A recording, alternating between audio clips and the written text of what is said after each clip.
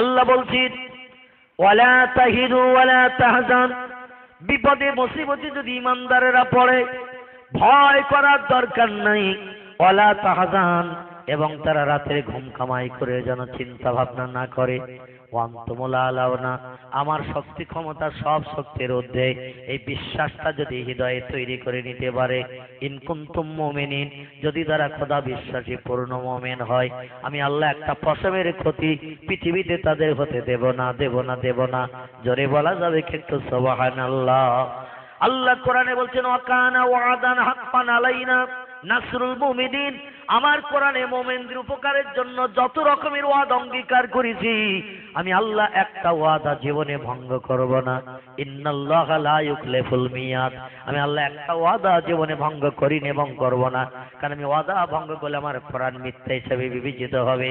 আমি উপকার করব পৃথিবীতে তাদের যারা হবে মুমিন। মুমিন যারা হবে আমার কাছে হাত পাতলেই তারা সাহায্য পাবে। এখন আমি একটা দলের মানুষকে আপনাদের কাছে মুমিন হিসাবে তুলে ধরতে চেয়েছি, তারা হলো পয়গম্বর। একটাও পয়গম্বর মুনাফিক নয়, একটাও পয়গম্বর বেঈমান নয়, প্রত্যেকটি পয়গম্বর হলো পূর্ণ মুমিন। জোরে বলুন সুবহানাল্লাহ। এই পয়গম্বরদের ভিতর থেকে একজন পয়গম্বরের কথা বলতে চাইছিলাম, নাম তার ইব্রাহিম খলিলুল্লাহ, মনে আছে তো? এই লোকটাকে দুনিয়া থেকে সরিয়ে দেবে শয়তান, তো চলবে। কারণ ইব্রাহিমের কথা ছিল লা ইলাহা ইল্লাল্লাহ ইব্রাহিম খলিলুল্লাহ, এক আল্লাহ ছাড়া অন্য কোনো স্রষ্টা নাই, আমি ইব্রাহিম আল্লাহর একজন পয়গম্বর, তোমাদের নেতা। আর নমরুদ বলল আনা রব্বুকুমুল আলা, আমি হলাম সব খোদার বড় খোদা, আমার উপরে আর কোনো বড় খোদা নাই। ইব্রাহিম নবী রাজ দরবারে যায়, যে বলে নমরুদ রে, তোমার তো মরণ হবে একদিন, মরণ যাদের হয় সে খোদা হতে পারে না, খোদা হন তিনি যার জীবনে মরণ হবে না। কথাটা ঠিক কি না? যার মরণ হবে না তিনি হলেন স্রষ্টা, তোমার তো একদিন মরণ হবে, এই জন্য তুমি খোদা হতে পারো না। নমরুদ লাজবাব হয়ে যায়, উত্তর দিতে পারে না, বলে কথাটা তো বাস্তব সত্য, কিন্তু আমি মানুষের মানে ইজ্জত পাওয়ার তাগিদে পড়ে খোদাই দাবি করেছি, লোকজন যা চাই তাই দেই, তাই তারা খোদা বলে, আর আমাকে তুমি কেবলমাত্র ঝামেলা বাঁধাও রাজ দরবারে এসে আমার এই শত্রুটারে নিপাত করে দিতে হবে, তাহলে আমার এক নাট্যতন্ত্র নেতৃত্ব চলবে। ইবলিস শয়তান মানুষের চেহারা নিয়ে নমরুদের রাজ দরবারে এসে বলল, শোনো, তোমার শত্রুকে দুনিয়া থেকে সরিয়ে দিয়ে নিশ্চিন্তে যদি ঘুমাতে চাও, আমি একটা যুক্তির কথা বলছি, সেটা করো।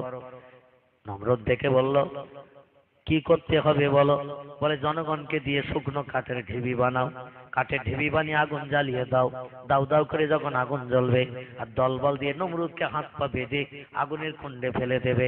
আগুনের কাজ হলো পুড়িয়ে দেওয়া, আগুন পুড়িয়ে কমপ্লিট করে দেবে।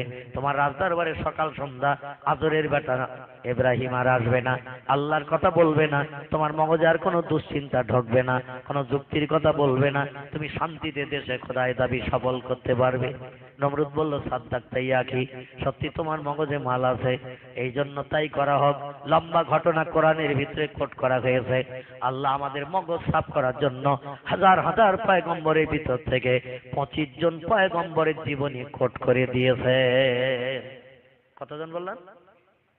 হাজার হাজার পয়গম্বরের ভিতর থেকে 25 জনের মতো পয়গম্বরের জীবনে আল্লাহ বাছাই করে করে কোট করে দিয়ে দিয়েছেন তাদের জীবনে।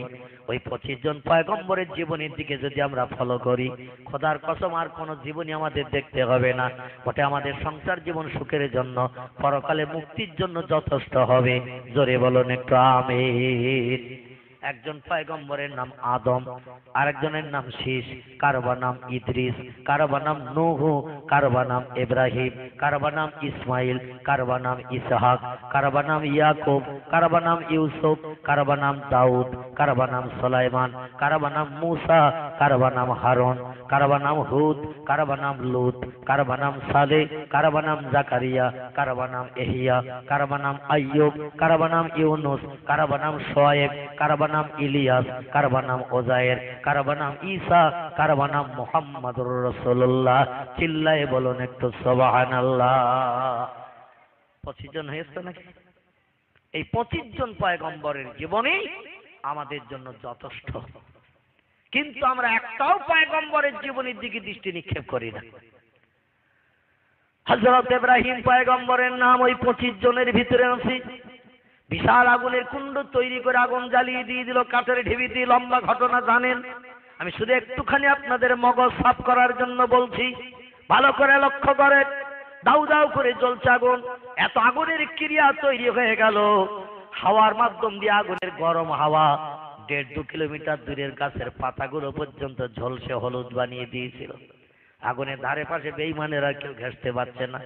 হাওয়ার আগুনের আওতায় এত জোর হয়ে গেছে, আগুনের ধারে পাশে আর কেউ দাঁড়াতে পারছে না, এত তেজ। ওরা তখন বিরেকল তৈরি করে রাখুন লম্বা, এক মাথা ইব্রাহিম নবীকে বেঁধেছে, আর এক মাথা ধরে নিচু করে রেখে ইব্রাহিমকে উঁচু করেছে, আর ওই মাথা ধরে সবাই মিলে জোর করে ঠেলে দিয়েছে। ইব্রাহিম নবী এই বিরে করে আগুনের কুণ্ডুর ভিতরে চলে যাচ্ছে। আর আল্লাহর ফেরেশতারা বলছেন, আল্লাহ আপনার ইব্রাহিম আপনার দিনের কাজ করতে যে চরম বিপদে পড়েছে, নমরুদের দলবল সবাই মিলে ইব্রাহিমের আজ আগুনে পুড়িয়ে প্রাণ নাশ করার পরিকল্পনা নিয়েছে। আপনি যদি একটু অনুমতি দেন, আমরা আগুনের উপর থেকে ইব্রাহিম নবীকে সরিয়ে হেফাজতের দায়িত্ব নিতে পারি। আল্লাহ বলেন, ইযহাব ইয়া আইয়ুহাল মালায়েকা, এ ফেরেশতারা, আমার ইব্রাহিম যদি সাহায্য চায় তোমরা যে আগুনের কুণ্ড থেকে সরিয়ে দিয়ে সাহায্য করো। ফেরেশতারা ইব্রাহিম নবীর কাছে এসে গেল, বীরের মাথায় তখন ওনার বাধা।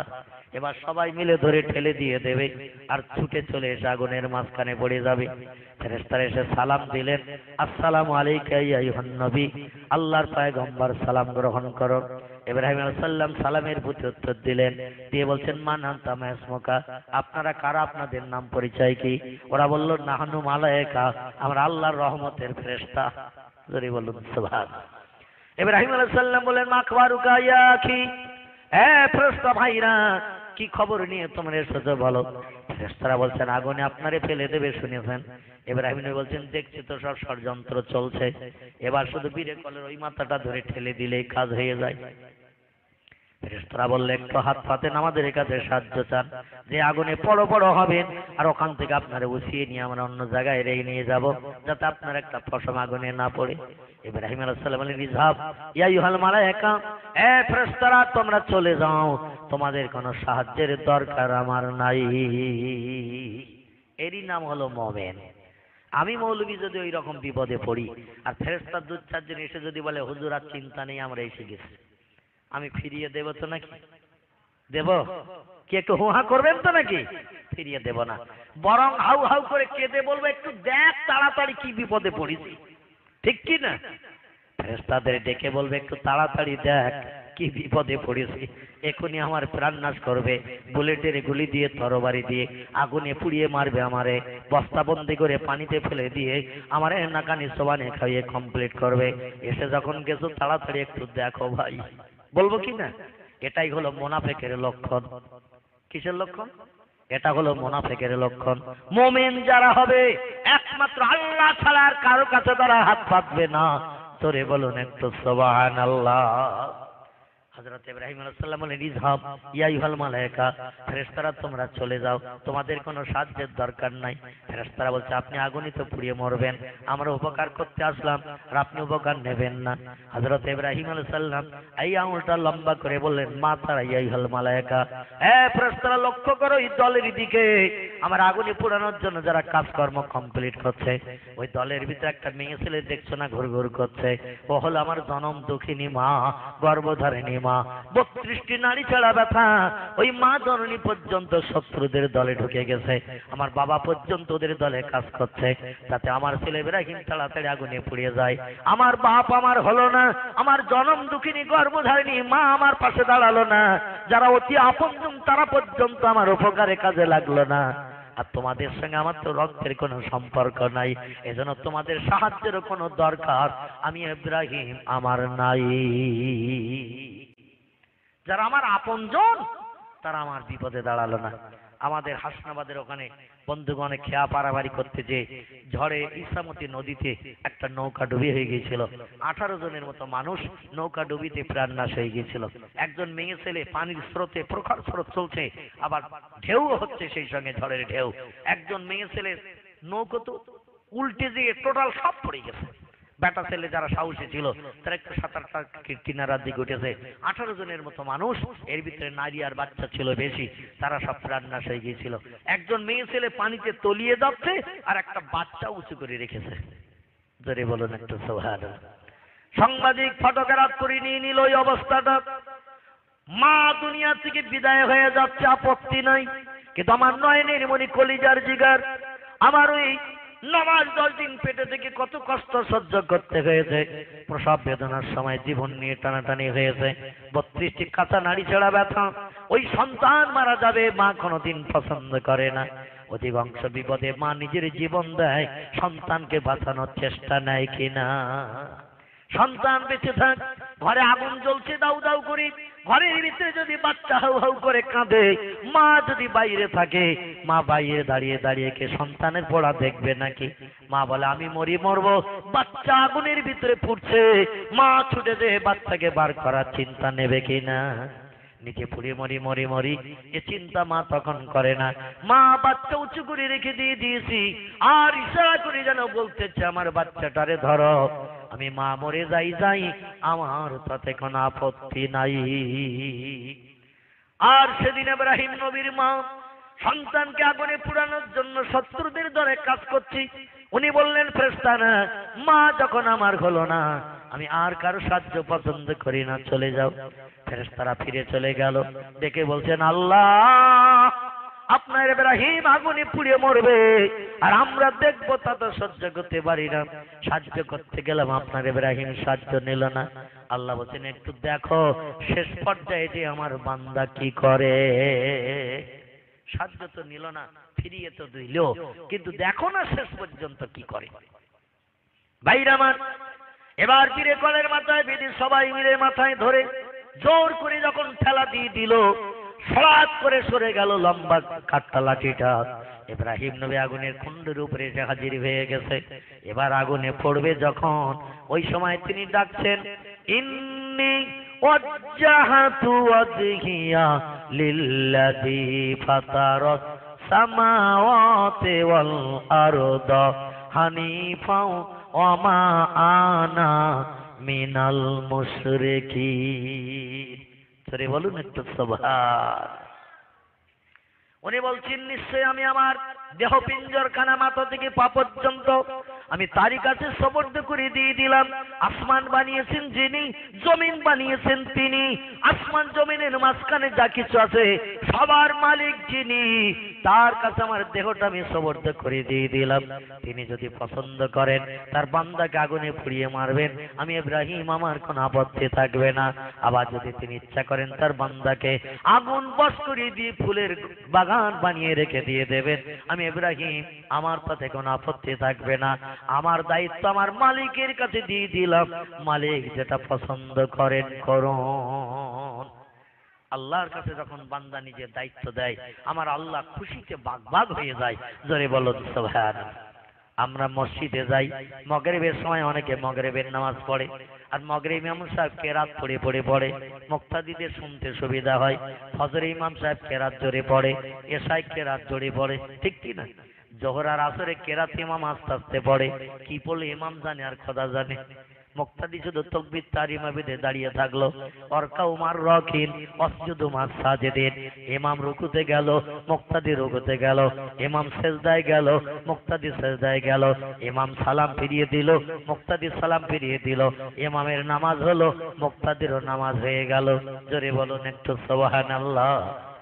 আর মাগরিবের সময় ইমাম কেরাত পড়ছি, ইয়াকা না'বুদু ওয়া ইয়াকা নাস্তাঈন, পড়ে কি না? এই কেরাত পড়ছে সূরা ফাতিহা।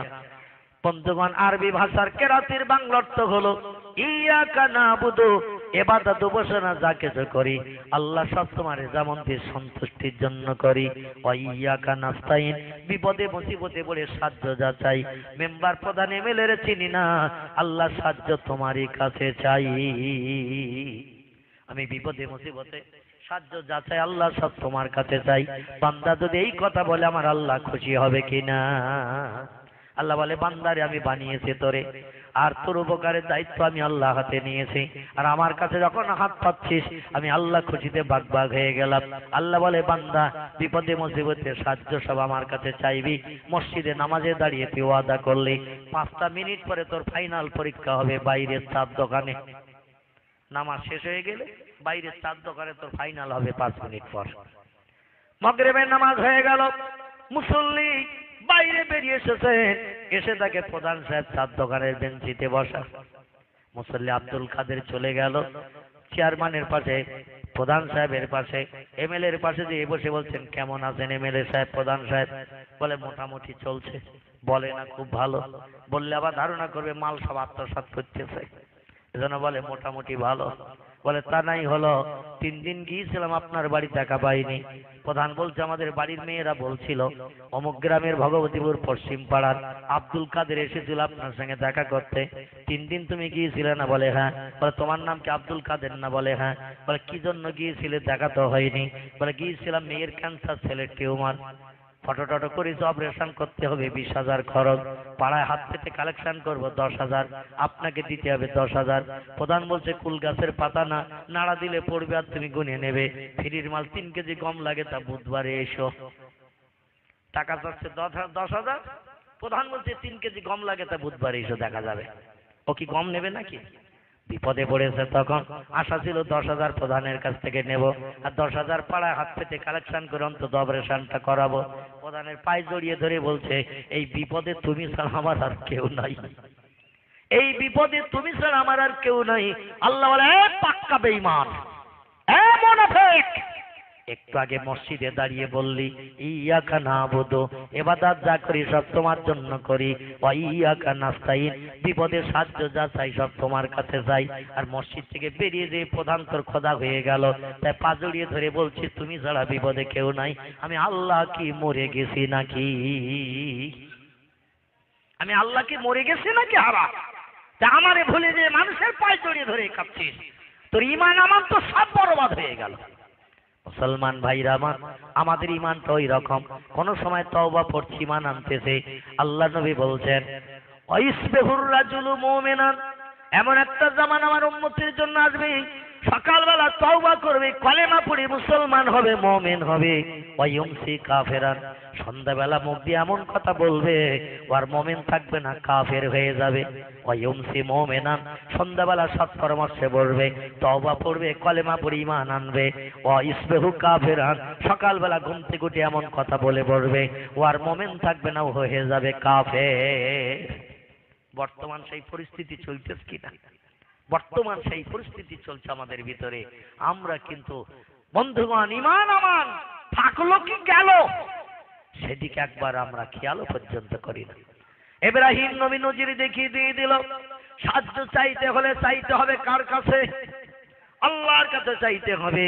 উনি বললেন, আল্লাহ আমার দেহটা আপনার কাছে তুলে ধরলাম, আপনি আগুন বানিয়েছেন, আগুনের মালিক আপনি, আপনি যদি আমার জন্য আগুন বশ করে দেন, আমার জন্য আগুন ফুলের বাগান হয়ে যেতে পারে। আবার যদি আপনি আগুনকে হুকুম করেন, আগুনের কাজ হলো গরম ভাব দিয়ে পুড়িয়ে দেওয়া, আগুন আমারে পুড়িয়ে দিয়ে ছাই বানাতে পারে। যেটা আপনি পছন্দ করেন করেন, আমার হাতে কোনো আপত্তি নাই। আমার আল্লাহর রহমতের দরিয়ার দরজায় জোশ মেরে গেল। আল্লাহ ডেকে বললেন, ইয়া রুকুনি বারদাও ওয়া সালামান আলা ইব্রাহিম। এখন তোর কাজ হলো গরম ভাব দিয়ে পুড়িয়ে দেওয়া। তবে আমি আল্লাহ বলছি, তোর গরম ভাব ভুলে যাও, আমার ইব্রাহিমের জন্য ঠান্ডা শীতল হ, তুই ঠান্ডা হয়ে যাবি। ইব্রাহিমের একটা পশম যেন তোর দ্বারা না পড়ে। আল্লাহ যদি কোনো সৃষ্টির হুকুম করে, সৃষ্টি হুকুম মানবে না? মানবে না? কোরআন বলছে, ওয়াইন মিন শাইইন ইল্লা ইউসাব্বিহু বিহামদিহি, যত সৃষ্টি আছে সব সৃষ্টি আমার হুকুম তামিল করে, আমার হুকুমের খেলাফ কোনো সৃষ্টি করে না। কেবল একটা সৃষ্টি আমি আল্লাহ আমারে নেয় না, তারা হলো মানুষ। মানুষ শুধু আমারে নেয় না, আর যত সৃষ্টি আছে আমার হুকুমের খেলাফ কেউ করে না। জোরে বলুন সুবহান। 4 বছরের ছোট্ট বাচ্চা ছেলে, নাম তার ইউসুফ আলাইহিস সালাম, ভাইরা বাবার কাছ থেকে বলে করে নিয়ে বন্ধুগণ মিশরের মাটি নিয়ে হাজিরি করলো।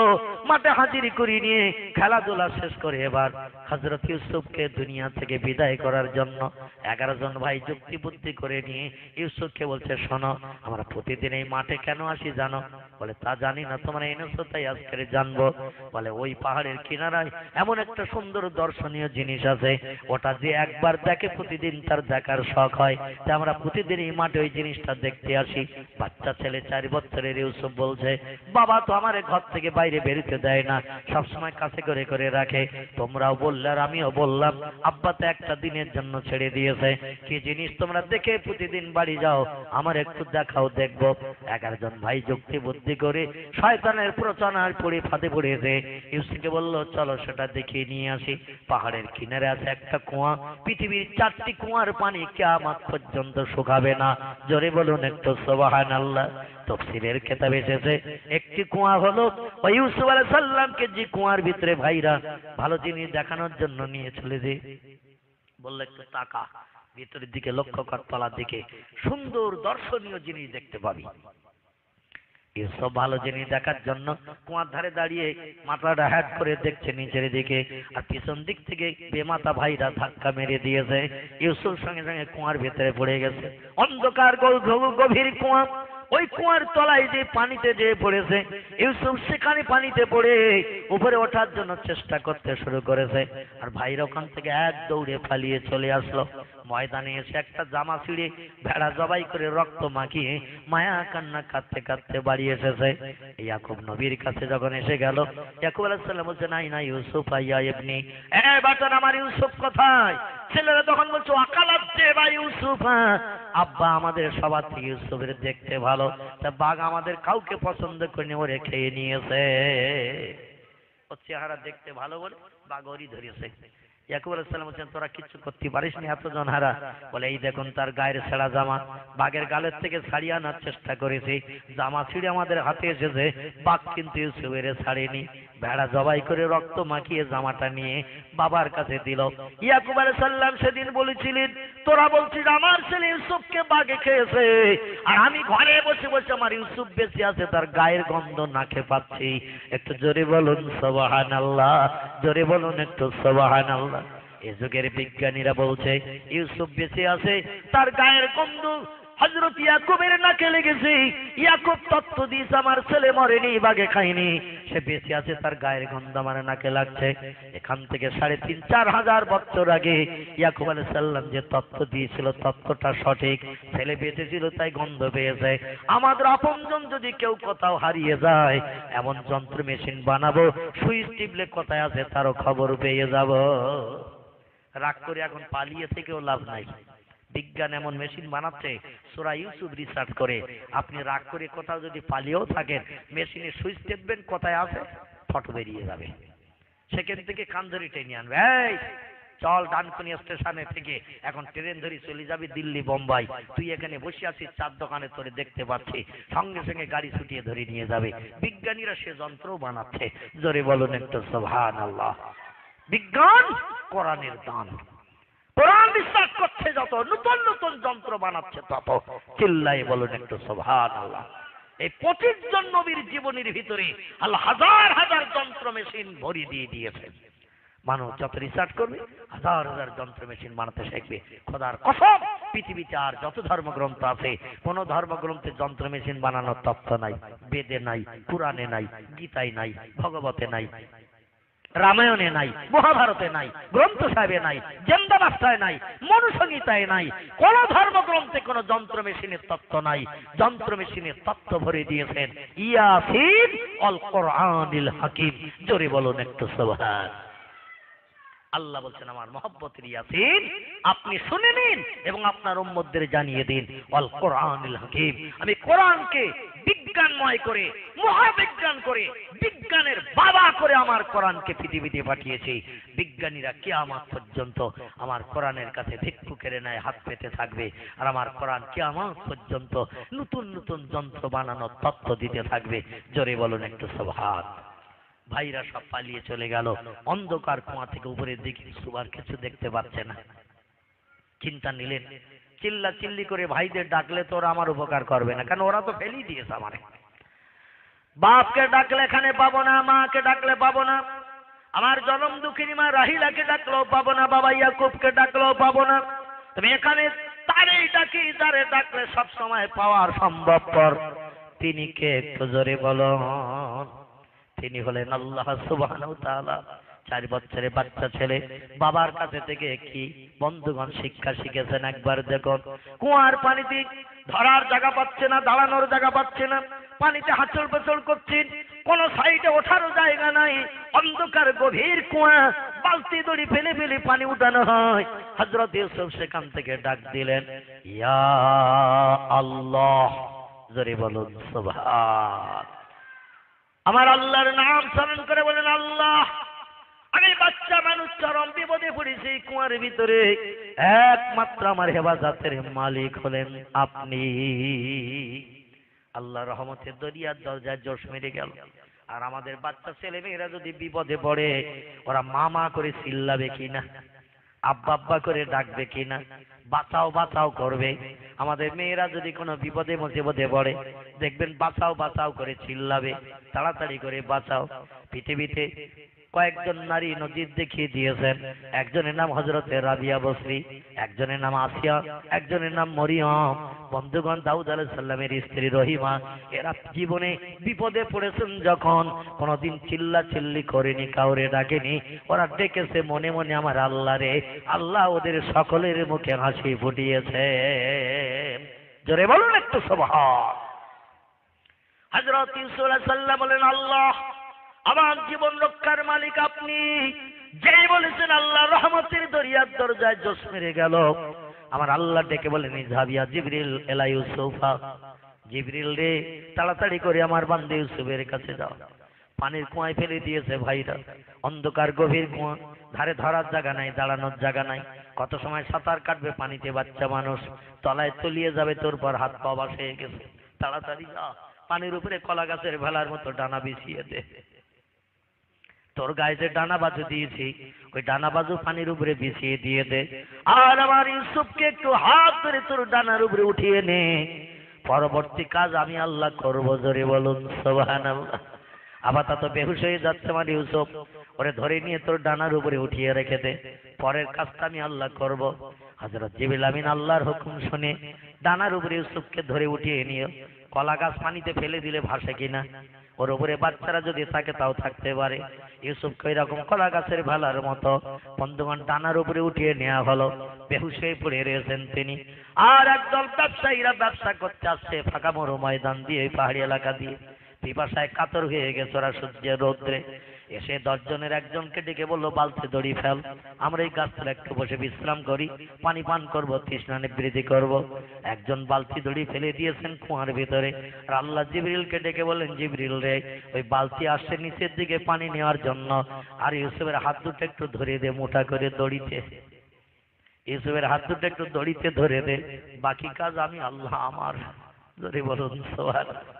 বেহুশ হওয়া বাচ্চা ইউসুফের হাত দুটো নিয়ে দড়িতে ধরে দিয়ে দিল মোটা করে।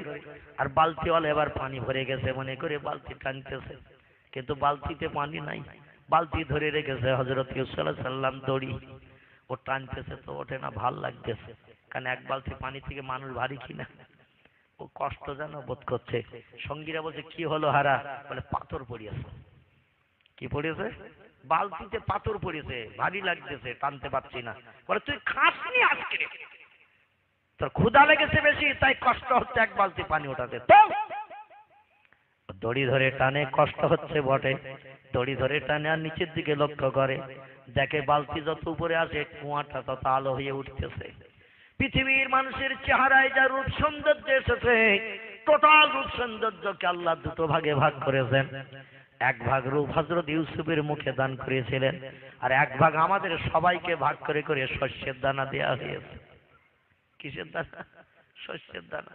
যে 1.5 কান দানা পেয়েছে আবার নাক শীত করে চোখ মিটকি মারে, কেউ হাফ পেয়েছে, ওরা আবার চেহারা একটু খারাপ। যে 1.5খানা 2খানা পেয়ে গেছো, বলে আমার কত দাম? আল্লাহ বলে তোর 1.5খানা দিছি 2খানা দিছি, আর ইউসুফের টোটালের হাফ দিছি। কিন্তু ইউসুফ কোনোদিন অহংকার করেনি, গর্ব বড়াই করেনি। কারণ চেহারার গৌরব, বংশ গৌরব কি কাজে লাগবে নাকি? ও তো কিছুই কাজে লাগবে না, কাজে লাগবে তোমার আমল। জোরে বলুন একটু সুবহানাল্লাহ। যত বালতি উঠতেছে তত কুয়ার ভিতরটা আলো হয়ে উঠতেছে। ইউসুফ রাতের বেলা চললে টর্চ লাইটের আলোর মতো চেহারা থেকে আলো চলে যেত, দূরে দেওয়ালের গায়ে লেগে আলোটা ফিরে এসে ইউসুফের চেহারা আবার মানুষ দেখতে পেত। জোরে বলুন সুবহানাল্লাহ। কি রূপ! আলো চলে যেত দূরে, দেওয়ালে লেগে ফিরে ইউসুফের বডি দেখিয়ে দিয়ে দিত। দেখবেন সূর্য যদি আয়না ধরা হয়, আয়নার থেকে একটা আলো মানুষের চোখে লাগে কিনা? মানুষের গায়ে যেমন সূর্যে আয়না ধরলে আয়নার থেকে একটা আলো দূরে চলে যায়, ইউসুফের চেহারার আলোটা এরকম সূর্যের আলোর মতো যেত। জোরে বলুন একটু সুবহানাল্লাহ। এই ইউসুফ আলাইহিস সালাম উঠে গেল, এত সুন্দর চেহারা আল্লাহ তারে দিয়েছিলেন, 4 বছরের বাচ্চা ছেলে ছবির মতো দেখতে, বিশ্ব সুন্দর ইউসুফ আলাইহিস সালাম। বন্ধুগণ উঠে গেছে, তবে বেহুশ মানুষ। যে তুলেছে বালতিও বলে আমি নেব, ওরা বলে আমরাও তো একসঙ্গে ব্যবসা করি, লস হলে ভাগ নেই, লাভ হলে সবাই ভাগ নেই, ওরাও বলে আমি নেব। 10 জনের ভিতরে একটা বাচ্চা নিয়ে ঝামেলা বেঁধে গেছে। এ বলে আমি নেব, বলে আমি নেব। কারণ ভালো জিনিস সবাই নিতে চায় কিনা? দেখবেন একটা বাচ্চা হয়েছে, চোখ দুটো অন্ধ, নাকটা খাদা, ঠোঁটটা কাটা, হাত দুটো পোলিও, গায়ের রং কয়লার মতো কালো। এরকম একটা বাচ্চা যদি কাউকে বলে একটু ধর আমি ঘর থেকে আসি, ও বলে সময় নেই। ঠিক কি না? চোখ দুটো অন্ধ, নাকটা খাদা, ঠোঁটটা কাটা, গায়ের রং কয়লার মতো কালো, পা দুটো পোলিও, নুলো ডন করছে। এরকম বাচ্চা যদি কারো কাছে কেউ দিতে চায়, যদি বলে একটু ধর আমি একটু ঘুরিয়ে আসি পরে নিচ্ছি, বলে আমার সময় নেই। কিন্তু কারো কোলে যদি একটা ভালো চেহারার বাচ্চা থাকে, অনেকে শখ করে বলে আমার কাছে একটু দিয়ে বু, বলে কি না বুঝান আমার কাছে একটু দেন আমি একটু নেই, কারণ ও বাচ্চা আমার কোলে থাকলে আমার চেহারার সৌন্দর্য বাড়বে। ঠিক কি না? ভালো জিনিস সবাই নিতে চায়, খারাপ জিনিস নিতে চায় না। এই জন্য ইউসুফকে দিকে 10 জন সবাই নিতে রাজি হয়ে গেল। এখন ওদের ভিতরে ঝামেলা বেঁধে গেছে, যে বালতি তুলেছো বলছে আমার অধিকার বেশি, ওরা বলে ব্যবসায় লাভ হলে সমান ভাগ নেই, লস হলে সমান ভাগ নেই, আর তুমি একা নেবে তা হবে না। এখন ওরা ঝামেলা এমন বাদিয়ে দিয়ে দিয়েছে, ঝামেলার আর নিষ্পত্তি হয় না। বেহুশ হয়ে পড়ে আছে ইউসুফ আলাইহিস সালাম। ইবলিস শয়তান সুযোগ বুঝে একটা যুবকের চেহারা নিয়ে ওদের কাছে এসে হাজির হয়ে গেছে। শয়তান এসে বলছে মাহালুকা মাকবর কি আখি, তোমরা এখানে কি ঝামেলা করছো বলো না? বলে ওই যে ছেলেটা কুয়া থেকে বালতিতে করে ওঠানো হয়েছে, চেহারা দেখলে আমাদের কলিজার গরম সব কেটে যাচ্ছে। এত সুন্দর চেহারার ছেলে জীবনে দেখেনি। সবাই দাবিদার, আমরা সবাই নেব। এখন একটা বাচ্চা, সবাই দাবিদার, আমাদের ঝামেলার নিষ্পত্তি হয় না। শয়তানের মগজে মাল আছে না নেই? ওর মগজে জ্ঞান আছে, কারণ ফেরেশতাদের ওয়াজ করতে আর ফেরেশতারা হা করে শুনতো। আল্লাহর স্পেশাল জ্ঞান দিয়েছিল। আল্লাহর একটা হুকুমের খেলাপ করার কারণে সব পাওয়ার সিজ করে নিয়ে ওরে জাহান্নামী বানানো হয়েছে। ওই জেনেদের বাচ্চা আজাদিন, পরবর্তীদের নাম হলো তার ইবলিস। ও সুযোগ বুঝেছে, বলছে আমি কি একটা যুক্তির কথা বলবো, তোমাদের ঝামেলার অবসান হয়ে যাবে। ওরা বললো না আমি আছি, হ্যাঁ বলো না। বলে যুক্তি হলো এই, সবাই যখন একটা বাচ্চার দাবিদার, কেউ যখন দাবি ছাড়তে চাচ্ছ না, তোমাদের কাছে কি কোনো ছুরি টুরি আছে নাকি? বলে পাহাড়ি এলাকায় চলি, এজন্য আমরা অগ্নি অস্ত্র কাছে রাখি, ছুরি টুরি রাখি, যখন তখন কাজে লাগলে ব্যবহার করতে পারবো। বলে ছেলেটারে জবাই করো ছুরি দিয়ে। বলে কেন? বলে রে জবাই করে 10 জন 10টা ভাগা করে রাখো, যার যে ভাগ পছন্দ হয় নাও, তাহলে কেউ বঞ্চিত হবে না। শয়তানের চিন্তা ইউসুফ তো নবী হবে, আর নবী হলে আমার নেতৃত্ব চলবে না, ঝামেলা বেঁধে যাবে। ওরে এখন বাচ্চা বেলায় কমপ্লিট করে দেই, তাহলে আমার এই নবীর দায়িত্ব থেকে আর কোনোদিন আমাকে বিপদে ফেলতে পারবে না। এখনই বিদায় করে দেওয়ার তার সুযোগ এসেছে, কাজ করে দেই। বলো জবাই করে 10 জায়গায় রাখো, 10 জন 10টা ভাগ তুলে নাও কোরবানির গোশতের মতো, তাহলে কোনো রকম আর ঝামেলা থাকবে না। ওরা বললো সাদ্দাক তাইয়াকি, সত্যি তোমার মগজে মাল আছে, আমরা ঝামেলার দ্বন্দ্ব মিটাতে পারছিলাম না, তুমি সুন্দর তত্ত্ব দিয়েছো, তাহলে এই বাচ্চা কাউকে দেয়া যাবে না, সবাই নেব, জবাই কর। এই হযরত ইউসুফকে জবাই করার পরিকল্পনা নিয়েছে। আমার আল্লাহ ডেকে বলছেন ইযহাব ইয়া জিবরিল ইলা ইউসুফা, এ জিবরিল তাড়াতাড়ি করে আমার ইউসুফের কাছে যা। আর ওই যে 10 জন ইউসুফকে জবাই করে ভাগ করে নেবে বলে ঠিক করেছে, আমার ইউসুফকে মিশরের বাদশা বানাবো, জনকল্যাণমূলক কাজ তাকে দিয়ে করাবো, আমার ইমানের দাওয়াত তাকে দিয়ে দেওয়াবো। এটা আমার পরিকল্পনা। ইবলিস শয়তান পরিকল্পনা ব্যান করে দিতে চাইছে। আমি আল্লাহ আমার ইউসুফকে হেফাজত করব, তাড়াতাড়ি করে যা। হযরতে জিবরিল বললেন, আল্লাহ দিয়ে কি করব? আল্লাহ বললেন, ওদের যে বলবি ছেলেটা জবাই করে দিলে 10 জায়গায় গোশত রাখবে, 10 জন নেবে, ওই গোশত বাড়ি নিয়ে যেয়ে রান্না করে খাবে। বলে মানুষের গোশত তো খাওয়া যাবে না। বলে তাহলে গোশত রেখে দিলে তো পচবে, দুর্গন্ধ হবে, একটা ছেলের প্রাণ নাশ করে কোনো লাভ তোমাদের হবে না, বরং আমি কি একটা যুক্তির কথা বলবো। বলে কি? বলে মিশরের বাদশা আজিজ, ওর কোনো বাচ্চা কাচ্চা নেই, বউর সঙ্গে কোনো সম্পর্ক আপাতত নাই, বউ ফোন করেছে, বিয়ে করে এনেছেন, তবে আমাকে 8 বছর কালে স্পর্শ করলে হবে না, আমারে যদি স্পর্শ করেন আমাকে পরের দিন আর পাবেন না। ও বলল ভবিষ্যতে সুখ ভোগ করবো, তা 8 বছর চুপ করে থাকি।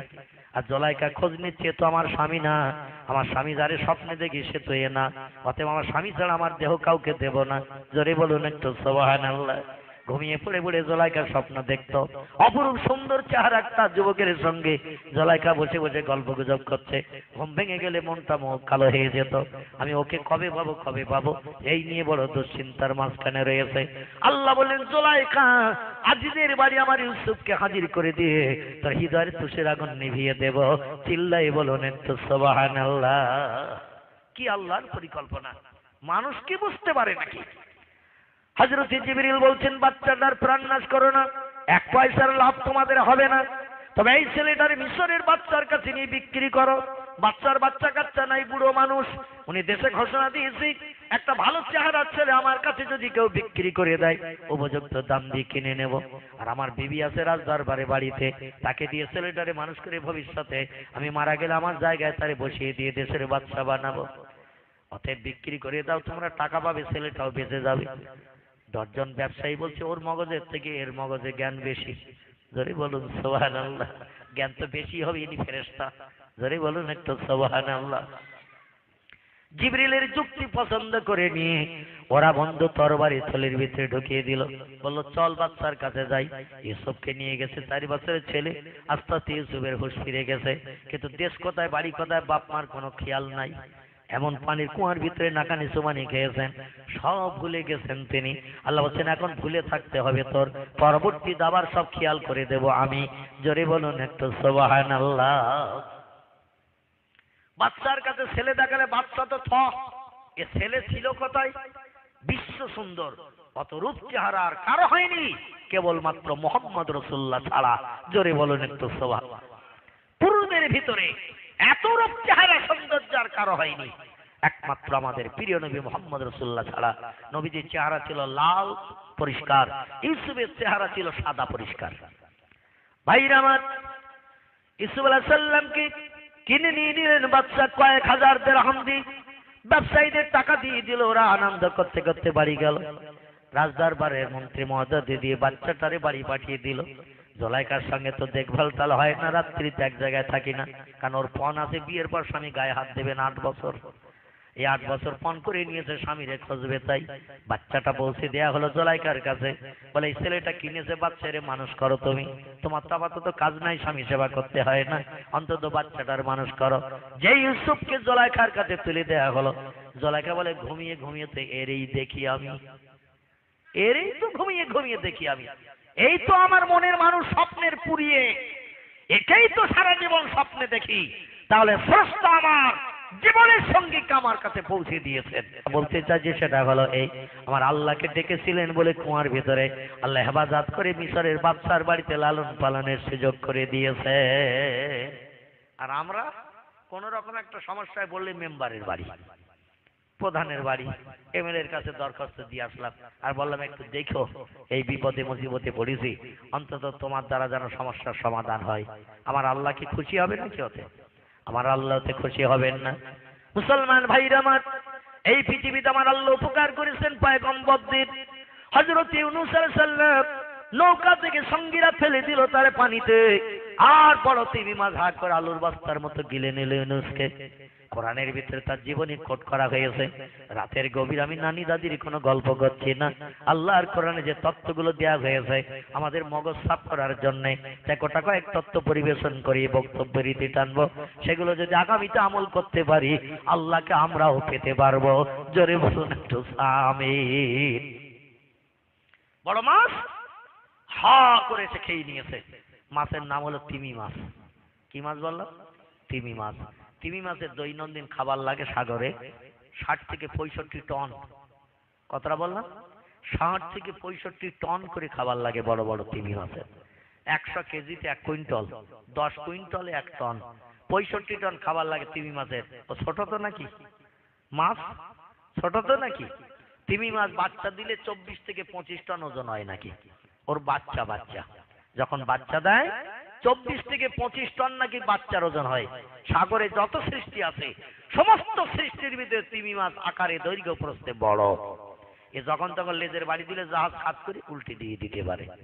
আল্লাহ বানিয়ে রেখেছেন বড় সাগরে, ওদের দিয়ে মর্যাদা রেখেছেন। জঙ্গলে আবার বাঘ হেড অফ দি ডিপার্টমেন্ট হয়ে রয়েছে, ঠিক কি না? সবাই ভয় করে, তিমি মাছের ভয় সাগরে সব জীবজন্তু করে। আর ডেঙ্গাই মানুষকে আল্লাহ শ্রেষ্ঠত্বের মর্যাদা দিয়েছেন। মানুষের ভয় সব সৃষ্টি করে। কিন্তু এখন যদি সুন্দরবনের জঙ্গলে আপনি আমি যাই আর 7-8 হাত লম্বা হলুদ কালো ডোরা কাটা, যার ইংরেজি নাম দা রয়্যাল বেঙ্গল টাইগার, একবার যদি সামনে এসে হাজির হয় আর ওরে যদি বলি পিঠে করি না একটু লঞ্চ ভটবডি যেখানে আছে গ্রাফিন করা পৌঁছে দে, বাঘ বলবে বাউন্ডারির ভিতরে আয়। বলবে কি না? বলবে বাউন্ডারির ভিতরে আয়। এক লাফ দেবে, ঘাটটা কামড় মেরে ধরবে, এক নাতাড় মেরে পিঠে তুলে নেবে, নিয়ে ও লঞ্চ ভটবটির দিকে আসবে নাকি? যেদিকে খেতালি বাগান ঘন টন রয়েছে ওই দিকে ঢুকবে, গাছের গায়ে গোড়া 2-3 আষাঢ় মেরে ফেলে দিয়ে বলবে ঠান্ডা হ, 2-4 ঘন্টা অন্তর আসবো, 11 কেজি করে নাস্তা করবো, কোন রকম অসুবিধে নেই। 4টে দিনের চিন্তা দূর হয়ে গেল। এই বাঘ বস করলেন হযরতে শেখ সাদি রাহমাতুল্লাহ আলাইহি, বাঘ বস করেছেন হযরত শাহলি রাহমাতুল্লাহ আলাইহি, বাঘকে বস করলেন ফুরফুরার পীর আবু বকর সিদ্দিকী রাহমাতুল্লাহ আলাইহি, বসিরাত আল্লামা রুহুল আমিন রাহমাতুল্লাহ আলাইহি বাঘকে বস করে দেখিয়েছেন। জোরে বলুন সুবহানাল্লাহ। ইতিহাস আলগা করলে দেখা যায় বড় পীর সাহেবের আম্মা জান, যার নাম উম্মুল খায়ের ফাতেমা। কি নাম বললাম? উম্মুল খায়ের ফাতেমা। আর আমাদের মেয়েদের নাম জোসনা, ঝর্ণা, চম্পা, নাইস, বিউটি, ডলি, ফুলি, সাথী, সব এইরকম মডার্ন মার্কা নাম। আপনাদের এখানে অবশ্য নেইটাই মনে হয়, সব ভালো ভালো নাম রেখেছে নবীর বিবিদের নামের সঙ্গে। হাওয়া, আফিয়া, রাহিলা, খাদিজা, জোলাইখা, মরিয়ম, আয়েশা, উম্মে সালমা, উম্মে হাবিবা, রোকায়া, উম্মে কুলসুম, এ সমস্ত নাম যদি মেয়েদের রাখা হয়, কিয়ামতের মাঠে মেয়েরা যখন জান্নাতে যাবে নামের বান্ধবীদের সঙ্গে করে নিয়ে জান্নাতে যাওয়ার চেষ্টা চালাবে। জোরে বলুন একটু সুবহান। নবীদের নামের সঙ্গে যদি ছেলেদের নামগুলো রাখা হয়, আদম, শীষ, ইদ্রিস, নূহ, ইব্রাহিম, ইসমাইল, ইসহাক, ইয়াকুব, ইউসুফ, দাউদ, সুলাইমান, মুসা, হারুন, এরকম নাম যদি ছেলেদের রাখা হয়, পয়গম্বরেরা যখন জান্নাতে যাবে নামের বন্ধুদের সঙ্গে করে নিয়ে জান্নাতে যাওয়ার চেষ্টা চালাবে। জোরে বলুন একটু সুবহানাল্লাহ। কিন্তু এখন ছেলেদের নাম ওই রকম ইংরেজ মার্কা সব মডার্ন নাম, মিন্টু, পিন্টু, নন্টু, ছন্টু, লালটু, বল্টু, বাপি, বাপ্পা, বাবলু, বাচ্চু, নাট, স্ক্রুপ, আকাশ, পাতাল, সব এইরকম নাম রেখেছে। মডার্ন যুগের নিউ ফ্যাশনের নাম, একটার নাম আকাশ রেখেছে আর একটার নাম পাতাল রেখেছে, সব একসঙ্গে জুড়ে গেছে। একটার নাম নাট রেখেছে আর একটার নাম স্ক্রুপ রেখেছে, টাইট দেওয়া দেবে চলছে শুধু এখন। এদের চেহারা দেখলে চেনা যায় না, এদের পোশাক দেখলে চেনা যায় না, এদের খাওয়া দাওয়া দেখলে চেনা যায় না। মুসলমানের ছেলে চা খায় বাম হাতে, পানির গ্লাস ধরে বাম হাতে, আর বিড়ি ধরে ডান হাতে 2 আঙুলের ফাঁকে, শুকতান মেটতেছে ডান হাতের 2 আঙুলের ফাঁকে, মদের গ্লাস ধরে ডান হাতে, আর হালাল জিনিস 4 কাপড় ধরে বাম হাতে, হালাল জিনিস পানির গ্লাস ওটা ধরে বাম হাতে। এদের খাওয়া দেখলেও চেনা যায় না, পোশাক দেখলেও চেনা যায় না, চেহারা দেখলেও চেনা যায় না, নাম শুনলেও চেনা যায় না। চিনবেন কি করে হিন্দু কি মুসলমান? তাই আমি চিন্তা করে করে চেনার একটা লাইন বার করেছি। বলবো বলবো নাকি? মাঝে মাঝে বলেও ফেলি। এদের এখন চিনতে গেলে প্যান্টের চেন টানতে হবে, যন্ত্রপাতির মাথা দেখতে হবে, কাটা না ভোতা, এছাড়া চেনার কোনো কায়দা নেই এখন। হায় রে আফসোস, আজ আমাদের চেনার কোনো কায়দা নাই। বড় দুঃখের সঙ্গে বলতে হয়, এদের চেহারা দেখলে চেনা যায় না। ছেলেরা তো মুখে গোবদাড়ি কিছুই আর রাখে না, একেবারে মোমেনা আমেনা মার্কা সব চেইনে পরিষ্কার করে রেখে দিয়েছে। রাসূল বলছেন একটু ছোট ছোট করে গোপ রাখো, দাড়িটা লম্বা করো। মান কাতাল লাহিয়া ফাকাতালানি, যে তার দাড়িতে খুরকেসি দিয়ে পরিষ্কার করলো সে যেন আমি মুহাম্মদ আমারে মার্ডার করে দিয়ে দিল। রাসূল বলছেন যে আমারে মার্ডার করলো ফালাইসা মিন্নি মিন ইয়াউমিল কিয়ামাত, হাসরের মাঠে তার সঙ্গে আমার কোনো সম্পর্ক থাকবে না, সে আমার কেউ না, আমি তার কেউ না। যে আমার সুন্নতকে পছন্দ করে ব্যবহার করলো, আল্লাহ নবী বলছেন আমি আর সেই লোককে আল্লাহর বেহেশতের ভিতরে কানা মাহি ফিল জান্নাহ, সেই লোকটার আমি বেহেশতের ভিতরে এক জায়গায় বসে সুখ ভোগ করব। জোরে বলুন একটু সুবহান। এরা 3 দিন আগে দাড়ি কেটে গোপ কেটে সেটে মোমেনা আমেনা সেজে বাড়ি এসেছে। হঠাৎ বন্ধু মনোরঞ্জন এসে বলছে আমার বোনের বিয়ে, জোসনার বিয়ে। বলে কবে? বলে কাল, কালকে আমার বোনের বিয়ে, জোসনার বিয়ে। বন্ধু মনোরঞ্জন এসে দাওয়াত দিয়ে গেল। পরের দিন সকালবেলায় সেলুনিতে চলে গেছে। আবার বলছে তাড়াতাড়ি টেনে দে, বিয়ে বাড়ি যাবো। বলে পরশু দিন যে দিছি। বলে পরশু দিন দিছি, আজকে আবার একটু কালো গোড়া বেরিয়ে গেছে, বিয়ে বাড়ি যেতে হবে, লাল হলুদ আবার পছন্দ করবে না, এদের তাড়াতাড়ি কাজ।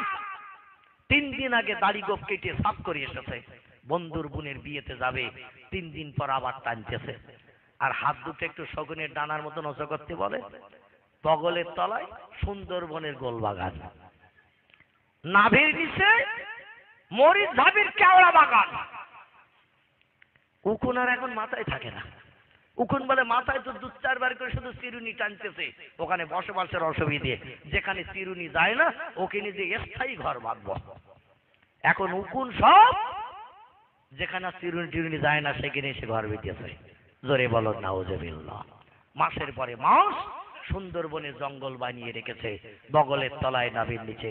তিরমিজি শরীফের হাদিস, আল্লাহর নবী সোনার জবানিতে জানিয়েছেন 41 দিনের বেশি বগলের তলার লোম, নাভির নিচের লোম 41 দিনের বেশি যদি কেউ রেখে দেয়, আর ওরে যদি আবে হায়াতের নহরে গোসল করানো হয়, আবে কওসারের খালে যদি 100 বার ডুব দিয়ে ওঠানো হয়, ওর দেহ পাক হবে না, ওর দেহ থাকবে নাপাক।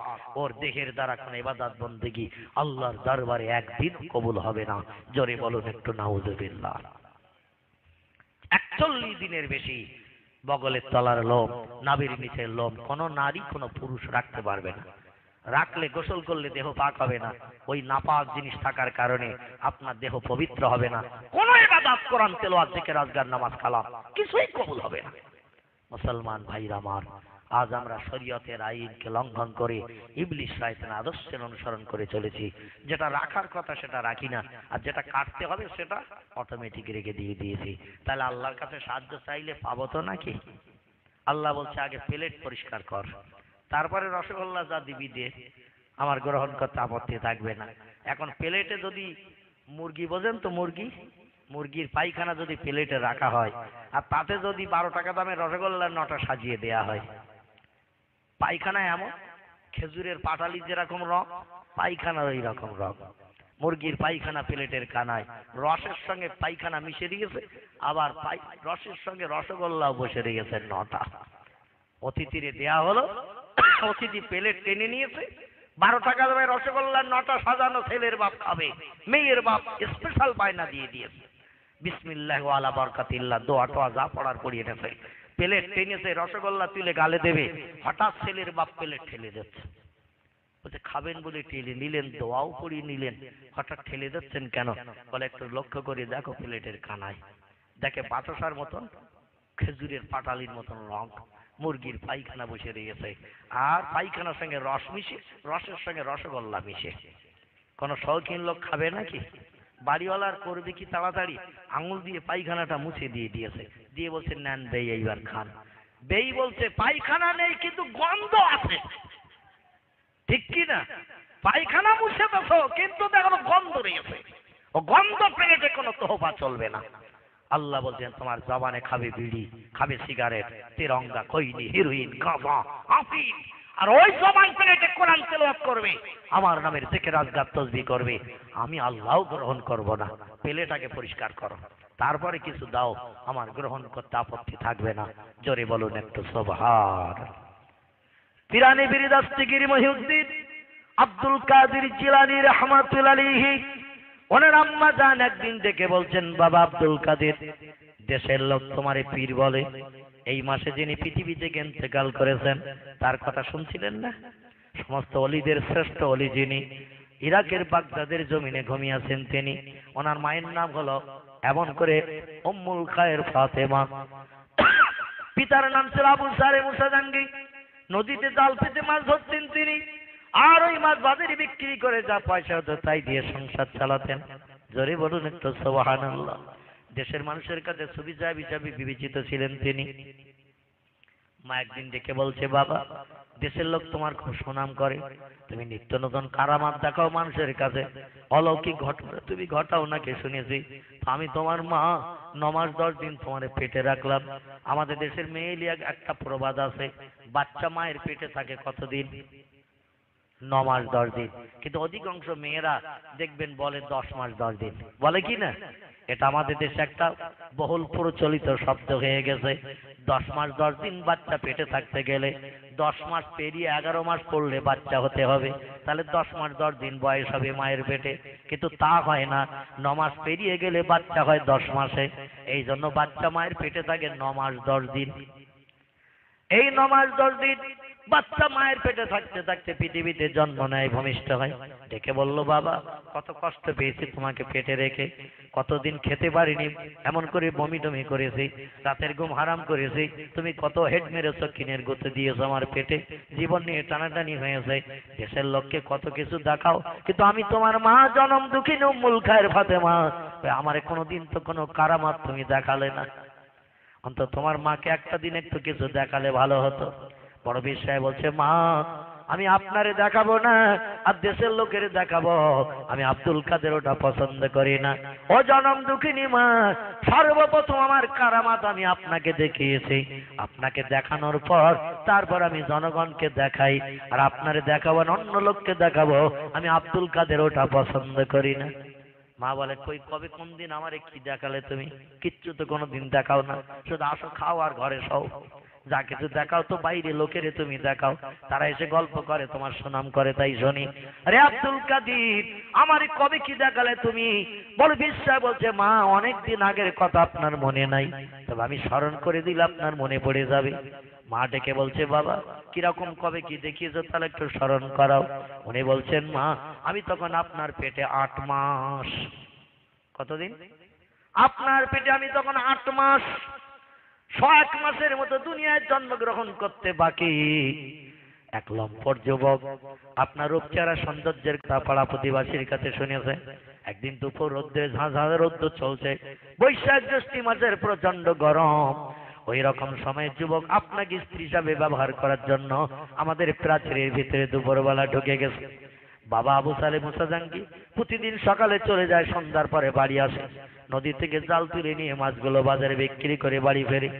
এই ঘরে আমার কোনো ফুফু নাই, দাদি নাই, ভাই নাই, কেউ নাই, আপনি একাই থাকেন এই পাহাড়ি এলাকার এই ঝুপড়িতে। পিতা আপনার কাছে বাড়ি সংরক্ষণের দায়িত্ব দিয়ে চলে যায়, হেফাজতের দায়িত্ব দিয়ে চলে যায়। যুবকটা ভালো করে জানা বোঝা করলো, এই বাড়িতে একটা রূপসী সুন্দরী যুবতী মেয়ে থাকে, অস্পরা যুবতী, বাচ্চা কাচ্চা কিছু হয়নি তার, আব্দুল্লাহ স্বামীর বেটি, খুব সুন্দরী দেখতে, তাকে নিয়ে আনন্দ ফুর্তি করব, এই চিন্তা ভাবনা নিয়ে যুবক হাতে একটা লাঠি নিয়েছে, আর এক হাতে একটা থলি নিয়েছে, গায়ে একটা ছেঁড়া ছোট জামা কাপড় পরে নিয়েছে, যাতে ভিক্ষুক বলে সবাই যেন চিহ্নিত করতে পারে। প্রাচীরের দরজা খুলে যুবক ভিতরে ঢুকে মা মা করে করুণ স্বরে যেন ডাকতে শুরু করেছে। সারাদিন আমার নসিবে খাবার দাবার কিছু জুটেনি, ও বাড়ি অলিমা যদি কিছু খাবার থাকে দাও, অন্তত উদরের ক্ষুধা নিবৃত্তি করি। বড় পীর সাহেবের আম্মা জান আল্লাহর কোরআনের 18 পারার হাফেজা ছিলেন, আর আমাদের মেয়েরা সব গানের হাফেজা।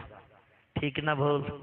তবে আপনাদের ভগবতীপুর পশ্চিম পাড়ার মেয়েরা ভালো, এদের নামে বদনাম দেব না। শেষবেলা হয়তো ভাত দেবে না আমার, আবার বলে হুজুরের ভাত দেবো না, বদনাম দেব। এরা ভালো। কারো বাড়ি হয়তো টেলিভিশন টিশন নেই, রেডিও ফেডিও নেই, তবে মোবাইল এখন টেলিভিশনের উপরে কাজ করতেছে। ঠিক বললাম না ভুল বললাম? এখন রান্নাঘরে বন্ধুগণ, ঘরে এখানে সেখানে চতুর্দিকে তাকিয়ে দেখবেন শুধু চারকোনা বাক্স ছড়াছড়ি। যত ঘরে ঢুকবেন চারকোনা বাক্স পাওয়া যাবে। আমি যার বাংলা নাম দিয়েছি বৌমা। কি নাম বললাম? বৌমা। বৌমা আমার দেওয়া নাম। ইংরেজি নাম হলো টেলিভিশন, বাংলা নাম হলো বৌমা। ঘরে যদি একটা শোকেস আনা হয়, 3 থাক কাজ, তলায় আবার কাপড় চোপড় রাখার জন্য ওটা হালকা পাতামের চাদর দিয়ে ঢাকা, মাঝখানে উপরটা আবার একটু গর্ত করে রাখতে হবে, কারণ ওখানে চারকোনা বাক্স বসাতে হবে। তাই শোকেসের উপরে মাঝখানে ওখানে বসাতে হবে। যে ঘরে জীবজন্তুর ফটো রাখা হয়, যে ঘরে জীবজন্তুর ফটো দেখা যন্ত্র ব্যবহার করা হয়, ইসলাম শরীয়তে সে ঘর নাজায়েজ হারাম সাব্যস্ত হয়। ও ঘরে নামাজ কালাম তসবিহ তাহলিল কোরআন তেলাওয়াত জিকির আজগার আল্লাহ দরবারে কোনোদিন কবুল হবে না। জোরে বলুন একটু নাউজুবিল্লাহ, একটু জোরে বলুন নাউজুবিল্লাহ।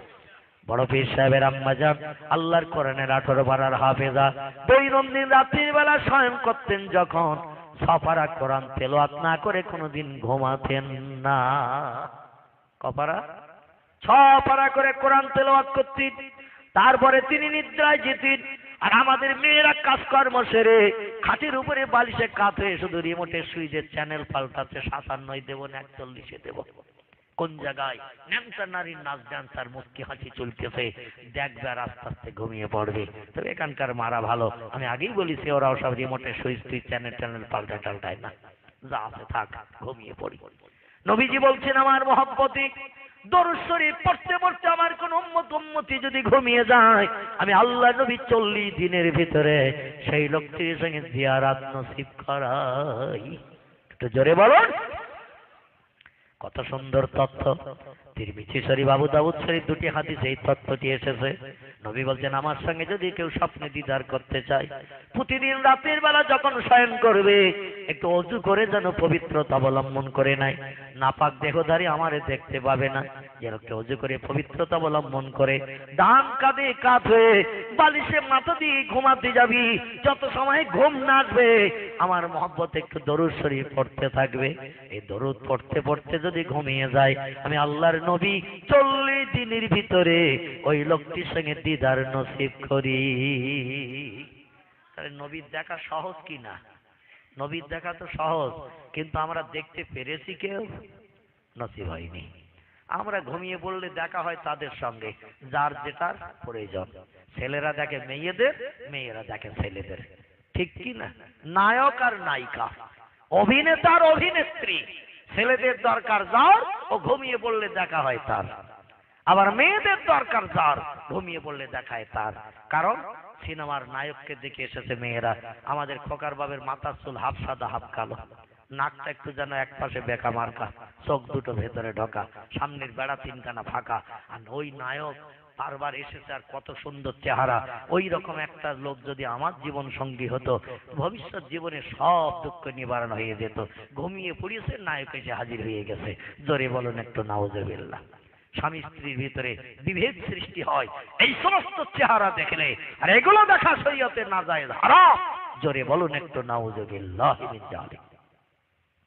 মুসলমান ভাইরা আমার, বড় পীর সাহেবের আম্মা জান আল্লাহর কোরআনের হাফেজা ছিলেন। তিনি কোরআনের হাফেজা থাকার কারণে আল্লাহ কোরআনে জানিয়েছেন, ফাম্মাস সাইলা ফালা তানহার, তোমাদের ঘরে যদি কোনো ভিক্ষুকে তিনসাইল আসে, অতিথি আসে, খবরদার কিছু না খাইয়ে যেন তারে ফিরাবে না। একটা দানাও যদি থাকে তাই খাইয়ে খুশি যদি করো, যদি তাও না থাকে 1 গ্লাস ঠান্ডা পানি তাকে পান করিয়ে মুখে হাসি ফুটিও। ও আম্মা বিনিআমাতি রাব্বিকা ফাহাদ্দিস, যদি তুমি কিছু খাবার খাইয়ে সাইলেতি ফকির গরিব মিসকিনকে, অতিথিকে যদি তুমি মুখে হাসি ফুটাও, খুশি করো, কিয়ামতের কঠিন দিন মুসিবতের সময় কেউ যদি তোমার পাশে দাঁড়াবে না, আমি আল্লাহ জান্নাতি খাদ্য আবে হায়াতের পানি তোমাদের জন্য বরাদ্দ করব। জোরে বলুন একটু সুবহানাল্লাহ। হযরত উম্মুল খায়ের ফাতেমা ষোড়শী যুবতী সুন্দরী সন্তান সম্ভবা, 8 মাস পেটে তখন বাচ্চা। আব্দুল কাদের জিলানী মায়ের পেটে। মা ভিক্ষুকের করুণ আওয়াজ শুনে ঘরে যা খাবার ছিল তার থেকে কিছুটা নিয়ে একটা প্লেটে করে বাইরে বেরিয়ে আসে। কারণ একজন ভিক্ষুক করুণ স্বরে ডাকতে ডাকতে আসছে, সারাদিন খাওয়া হয়নি। চোখে জানো তাম পৃথিবী আধার দেখছি, সরিষার ফুল যেন ঝরে ঝরে পড়ছে, কিছু খাবার থাকলে দাও গো মা। এমন করুণ স্বরে ডাকছে, মেয়েদের অন্তর নরম কোমল হয়ে গেছে। খাবার নিয়ে বাইরে বেরিয়ে এসেছে, ভিক্ষুককে দিয়ে উদরের ক্ষুধা নিবৃত্তি করবে, হাসরের মাঠে কিছু খাবার পাবে এই আশায়। যেই ভিক্ষুকের কাছে কাছে চলে গেছে, একাই মাত্র বাড়িতে, দুপুর বেলার কেউ নাই, বন্ধুগণ যেই কাছে কাছে খাবার নিয়ে গেল, ভিক্ষুক লাঠি আর থলি ফেলে দিয়ে হযরত উম্মুল খায়ের ফাতেমাকে দুই হাত দিয়ে পাজা করে জড়িয়ে ধরতে গেল আর বলল, শোনো গো, আমি আসলে ভিক্ষা করতে আসিনি, তোমাকে আমার জীবনের বহুদিনের শখ নিয়ে একটু আনন্দ ভর্তি করব, জীবনের শখ শান্তি তোমাকে নিয়ে মেটাবো। পাড়া প্রতিবাসীর কাছে রূপ যৌবনের কথা শুনেছি, বাস্তবে এসে সেটা আমি দেখতে পেয়েছি। এজন্য যুবতী সুন্দরী নারী, আসলে ভিক্ষা দিতে হবে না, আমার জীবনের শখ শান্তি মেটাতে হবে। বড় পীরের আম্মা জান বলে, আল্লাহ এ কি মুসিবতে আমি পড়লাম, বাড়িতে লোকজন কেউ নাই, চিল্লা চিল্লি করলো, মান সম্মান তো যাবে আমার, এখন কি করি আমি? খাবারের প্লেটটা ফেলে দিয়ে ঘরের দিকে দৌড়াতে শুরু করেছেন। যুবক আনন্দের হাসি হাসতে হাসতে বড় পীরের মায়ের সঙ্গে পিছনে পিছনে ছুটতে শুরু করেছে। বলল, তুমি যেটাই যাবে ওই জায়গাটা আমার জন্য নিরাপদ হবে, ঘরের ভিতরে যদি চলে যাও আমিও ঘরে যাব, আমার হাত থেকে আজ তোমাকে কেউ ছাড়াতে পারবে না, আমার জীবনের শখ শান্তি তোমাকে মিটাতেই হবে। বড় পীরের আম্মা জান নিরুপায় হয়ে ঘরের ভিতরে ঢুকে গেল। যুবকটা ঘরের দরজা দিয়ে ভিতরে ঢুকছে, বলল, আমি এবার দরজা লাগিয়ে দিয়ে তোমাকে আনন্দ ভর্তি করবে, এটা আমার শখ, উদ্দেশ্য পূরণ করতে কেউ বাধা দিতে পারবে না। চরম বিপদ বুঝে দিন উম্মুল খায়ের ফাতেমা আমার আল্লাহরে ডাক দিয়ে বলছেন, আল্লাহ স্বামী আছে তাজবা নদী, জাল পেতে মাছ ধরছে, আমার এই ঘরে লোকজন কেউ নাই, ঘরের দায়িত্ব আমার হাতে দিয়ে গেছে, ভিক্ষুককে খুশি করতে যে দরজা খুলে কিছু খাবার দিতে গিয়েছিলাম, চরম বিপদের সম্মুখীন হয়েছে।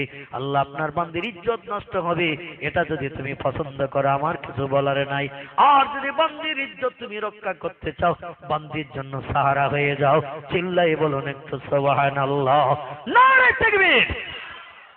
যে আমার আল্লাহরে ডেকেছেন, আমার আল্লাহর রহমতের দরিয়ার দরজায় বান্দির জন্য জোশ মেরে গেছে।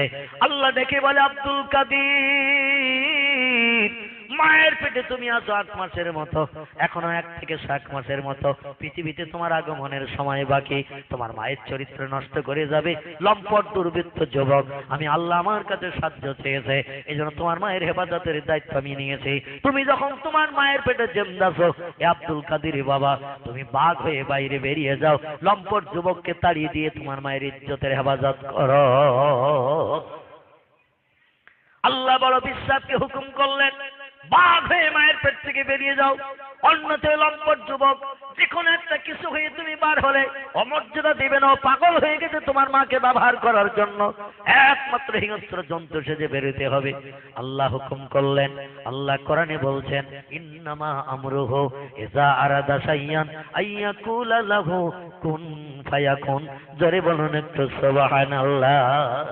আমার আল্লাহ কোরআনে জানিয়ে দিয়ে দিয়েছেন, আমি আল্লাহ যখন কোনো বিষয় কোনো হুকুম করি, এজা আরাদা শাইয়ান, কোনো কিছু তৈরি করার পরিকল্পনা ইচ্ছা প্রকাশ করি, আইয়াকুলা লাহু, আমার জবান দিয়ে শুধু একটু বলি, কুন হ, যেই বলি আর সঙ্গে সঙ্গে সেটা হয়ে যায়। আল্লাহ বলেন, বাঘ হয়ে তুমি বেরিয়ে যাও। আব্দুল কাদের জিলানী 7-8 লম্বা বড় বাঘ হয়ে মায়ের পেট থেকে বাইরে বেরিয়ে এসেছে। ছোট একটা বেলুন, ওর ভিতরে হাওয়া দিলেও বড় হয় কিনা? বেলুন ছোট, হাওয়া দিয়েছেন বড় হয়ে গেছে, টিউবের ভিতরে হাওয়া দিয়েছেন মোটা হয়ে লম্বা হয়ে গেল। আব্দুল কাদের জিলানী মায়ের পেটে ছিলেন ছোট বাচ্চা, কিন্তু আমার আল্লাহ পাক ওই বলের মতো, টিউবের মতো, বেলুনের মতো বিশাল আকারের বাঘ বানিয়ে দিয়ে দিয়েছেন তার কুদরতি ক্ষমতায়। জোরে বলুন সুবহানাল্লাহ।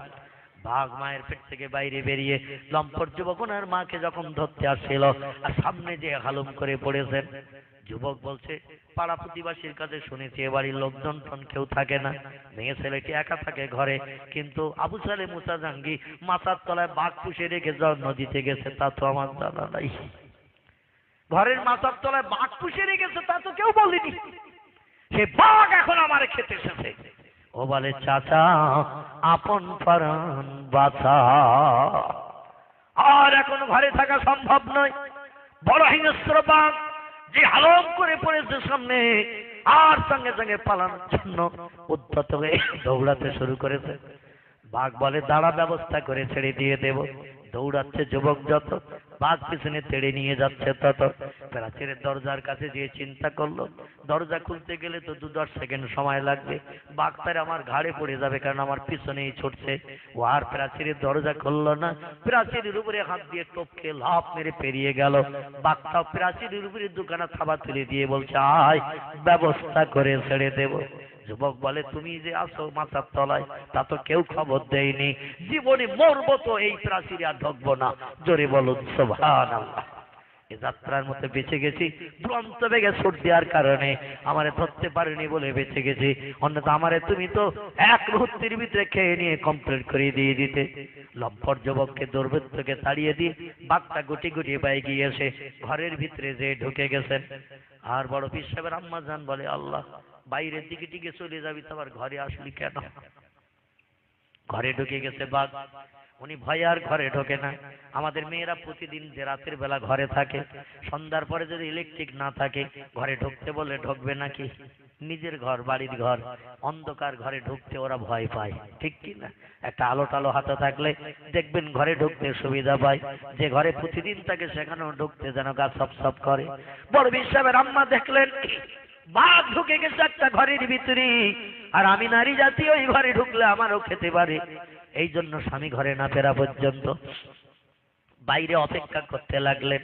স্বামী বাড়ি এসেছেন, আবু সালেহ মুস্তাজানকে মাছ টাছ বেচা কেনা করে কিছু চাল আটা কিনে নিয়ে এসেছেন। স্বামী এসে বলছেন, বিবি উম্মুল খায়ের ফাতেমা, প্রতিদিন তোমাকে বাড়ি এসে ঘরের ভিতরে থাকতে দেখি, আজকের কেন তুমি বাইরে? বলে, দুপুরবেলা এক অঘটন ঘটে গেছে। বলে, কি হয়েছে? বলে, কোথা থেকে একটা বাঘ এসে আমাদের ঘরে ঢুকেছে। কোথা থেকে একটা বাঘ এসে আমাদের ঘরে ঢুকে গেছে, এজন্য আমি ভয় পেয়ে তাই ঘরের ভিতরে ঢুকতে পারছি না। উনি বললেন, তাই নাকি? বলে, হ্যাঁ। বলে, তাহলে ভালো করেছো, কারণ ভিতরে ঢুকলে বাঘ তোমার খেয়েও নিতে পারতো, আমি স্ত্রীখানা ভেঙে যেতাম। ওই লাঠি সোটা দাও দেখি, কোথাকার বাঘ এসেছে দেখি। ঘরের ভিতরে ঢুকে গেলেন হাতে লাঠি সোটা নিয়ে। বন্ধুগণ, 2-4 ঘা দিয়ে তাড়িয়ে তাড়িয়ে দেবেন। পুরুষদের মনটা হলো শক্ত কঠোর, এরা দুর্জয়কে পরাজয় করতে পারে। মেয়েদের অন্তরটা হলো নরম, ওরা যে কোনো কাজে ভয় পায়, কিন্তু পুরুষ ভয় পায় না। ঘরের ভিতরে ঢুকে যে আলো বাতি জ্বালিয়ে দেখলো সারা ঘর খালি, ঘরের ভিতরে বাঘের কোনো নাম নিশানা নাই। আবু সালেহ মুস্তাজানকে বলছি, বিবি তুমি বাঘের ভয়ে বাইরে আছো সারাদিন, কই তোমার বাঘ? বলছে, এই ঘরে তো ঢুকেছিল, আর আমি সেখান থেকে লক্ষ্য করেছি বাইরে আর বার হয়নি। বলে, ঢুকেছ তাহলে গেল কোথায়? এই কোথায় গেলে এর আর কোনো সন্ধান নাই। ওদিন হুজুর ডেকে বলছেন, মা ওই যে বাঘটা দুর্বৃত্তকে তাড়িয়ে দিয়ে ঘরে ঢুকেছিল, আমি আব্দুল কাদের আপনার পেটের সন্তান ছিলাম। বাঘের আর খোঁজ পাননি গো মা, আসলে আমি আব্দুল কাদের আপনার পেটে আবার ঢুকে গিয়েছিলাম, এই জন্য বাঘ তারা সন্ধান পাননি। ও মা জননী, আপনার পেটে থাকতে আমি এই কারামাত আপনাকে দেখিয়েছি, এরপরে আরো কিছু যদি দেখার ইচ্ছা হয় আপনাকে দেখাবো। মা ডেকে বলছে, বাবা সেদিন করো এই বাঘ যদি তুমি হয়ে থাকো, তাহলে আমার আর কোনোদিন কিছু দেখাতে হবে না, তুমি বাইরের লোকজনকে দেখাতে থাকো, আমার আর দেখাতে হবে না। যা দেখিয়েছো খুব ভালোই দেখিয়েছো, জোরে বলুন সুবহানাল্লাহ। দুনিয়া জন্মের আগে যদি ওই ঘটনা ঘটিয়ে থাকো, আর এখন তো তুমি আল্লাহর ওলি হয়ে গেছো, তাহলে আরো কত কি তাজ্জব ঘটনা তুমি দেখাবে তার ঠিক নাই। চিল্লাই বলুন একটু সুবহান। আজকের আমাদের কিছু আছে টাছে নাকি? আমাদের কিচ্ছু নাই, শূন্য হাত আমাদের, কারণ আমরা সেই পর্যায়ের মানুষ বনতে পারিনি, আল্লাহর কোরআনকে বাস্তব জীবনে রূপায়ণ করিনি, মুয়াজ্জিনের আযানে কান দেইনি, বিশ্বনবীর আদর্শ মোতাবেক চরিত্র গঠন করতে পারিনি। এজন্য আমরা আল্লাহর তরফ থেকে কিছু পেতে পারিনি, যা পেয়েছি সব বিজ্ঞানীর কাছ থেকে, ঠিক কি না? দুনিয়ার মানুষের কাছ থেকে যন্ত্রপাতি, মেশিন, এটা ওটা, সেগুলো নিয়ে আমরা ব্যবহার করে একটু আনন্দ করি, কিন্তু এটা হলো তুচ্ছ দুদিনের জন্য। আমরা যদি আল্লাহর কোরআনের বিধানকে বাস্তবে রূপায়ণ করে বিশ্বনবীর আদর্শ মোতাবেক চরিত্র গঠন করতে পারি, তাহলে দুনিয়াও লাভবান হব, পরকালও আমরা লাভবান হতে পারবো, সবল হতে পারবো। আল্লাহ সে তৌফিক আমাদের সকলকে যেন দান করেন। সকলে বলুন একটু আমিন। আসুন, দেখতে দেখতে রাত 2:15 হয়ে গেছে, আমরা আল্লাহর দরবারে আমাদের কামনা বাসনা জানাবো। দাঁড়িয়ে যান আমরা একটু শেষের দিকে, আল্লাহ নবীর দরবারে একটু সালাম পেশ করি। ইয়া নবী সালাম,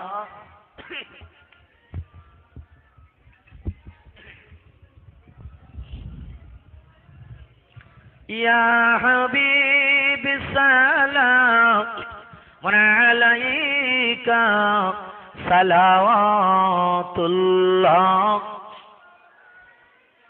তুমি যে নূরের অরবি, নিখিলের ধ্যানের অসবি, তুমি না এলে দুনিয়ায় আধারে ডুবি তামসাবি। ইয়া নবী সালাম,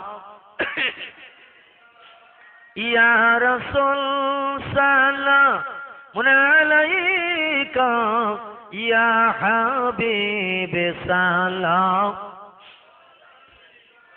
সালাওয়াতুল্লাহ। নবী না হয়ে দুনিয়ায়, না হয়ে ফেরেশতা ও খোদার, হয়েছি উম্মত আপনার, তার তরে সালাম লাখো বার। ইয়া নবী সালাম আলাইকা, ইয়া রাসূল সালাম আলাইকা, ইয়া হাবিব সালাম আলাইকা সালাওয়াতুল্লাহ। আরবের মরু প্রান্তরে খোদায়া পাঠালেন আপনাকে, আব্দুল্লাহর জিন্ন কুটিরে মামিনার পবিত্র উদরে। ইয়া নবী সালাম আলাইকা, ইয়া রাসূল সালাম আলাইকা, ইয়া হাবিব সালাম সালাওয়াতুল্লাহ। চাঁদ সূরজ আকাশে আসে, সে আলোয় হৃদয়ে নাহাসে, এলে তাই হে নবরবি, মানবের ওই মনের আকাশে। ইয়া নবী সালাম আলাইকা, ইয়া রাসূল সালাম আলাইকা, ইয়া হাবিব সালাম সালাওয়াতুল্লাহ আলাইকা। সকলে বসে পড়ো। ইয়া রাব্বি সাল্লি ওয়া সাল্লাম দাইমান আবাদা।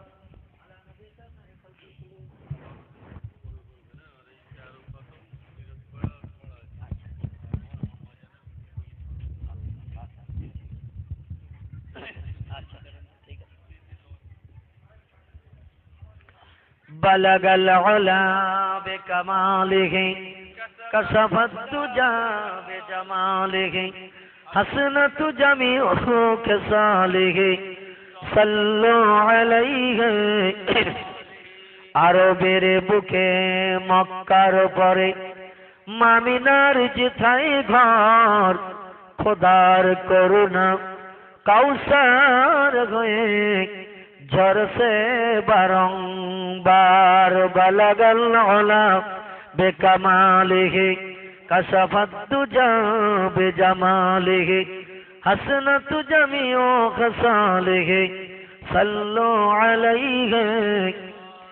লা ইলাহা ইল্লাল্লাহ, লা ইলাহা ইল্লাল্লাহ, লা ইলাহা ইল্লাল্লাহ। জঙ্গে বদর জঙ্গে ওহদ, জঙ্গে বদর জঙ্গে ওহদ, আরো জঙ্গে কারবালা। হাসান হোসেন শহীদ হলেন আরো হলেন হানজালা, বলো লা ইলাহা ইল্লাল্লাহ, লা ইলাহা ইল্লাল্লাহ মুহাম্মাদুর রাসূলুল্লাহ। আলহামদুলিল্লাহ, তাবারুক পরিবেশন হচ্ছে। তাবারুক নিয়ে কেউ চলে যাবেন না, শেষ দোয়া হবে। শেষ দোয়া করে সকলে আপন আপন গৃহে প্রত্যাবর্তন করবেন। আমাদের কারো বাপ, কারো মা, দাদা দাদি, আপনজন আত্মীয় স্বজন যারা নীরব নগরে কবরে আসামি বনে আছেন, আমরা তাদের সকলের আত্মার কল্যাণের জন্য মাগফিরাত কামনা করব ইনশাআল্লাহ। এই রাতের গভীরে পবিত্র রবিউল মাস, যে মাসটা আমাদের জন্য এক নজির সৃষ্টি মাস, পিরানে পীর দাস্তিগীর মহিউদ্দিন আব্দুল কাদের জিলানী রাহমাতুল্লাহ আলাইহির ওফাত মাস হলো এটা। আর আমাদের প্রিয় নেতার হবার কামলিওয়ালা মুহাম্মদ রাসূলুল্লাহর ওফাতের মাস হলো এই মাসের আগের মাস, যে মাসটির নাম ছিল রবিউল আউয়াল মাস। নবীজির ইন্তেকাল, বড় পীরের ইন্তেকাল এক মাসের ডিফারেন্স, মানে রবিউল আউয়ালের 12 তারিখ, বড় পীর সাহেবের মৃত্যু হলো রবিউল সানি মাসের 11 তারিখ।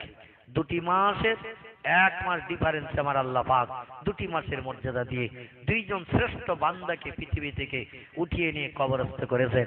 আমরা তাদের আত্মার কল্যাণের জন্য মাগফিরাত কামনা করব, সে সঙ্গে তাদের রূহানি দোয়া আমরা আল্লাহর কাছে চাইব। সকলে বলুন আমিন। আমরা বিসমিল্লাহ সহ আলহামদু শরীফ 3 বার, সূরা ইখলাস, কুল আল্লাহ শরীফ 5 বার, আমরা কয়েক মর্তবা একটু দরুদ শরীফ পড়ে নিই।